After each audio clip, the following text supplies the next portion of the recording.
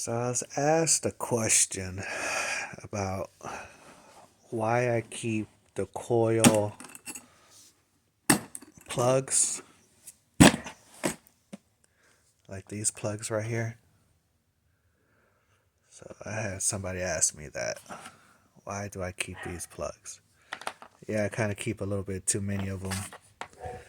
But the reason I keep them, I've been seeing people do the, like the all threads, these things.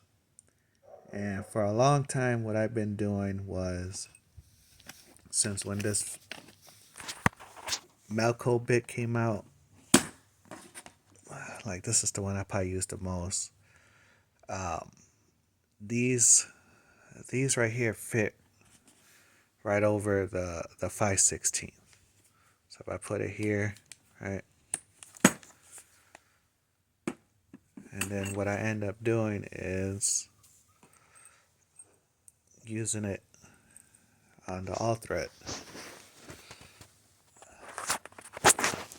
So for example,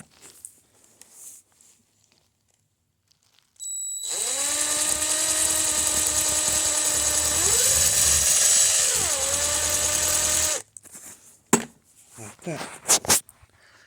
Then I don't have to use like a screwdriver.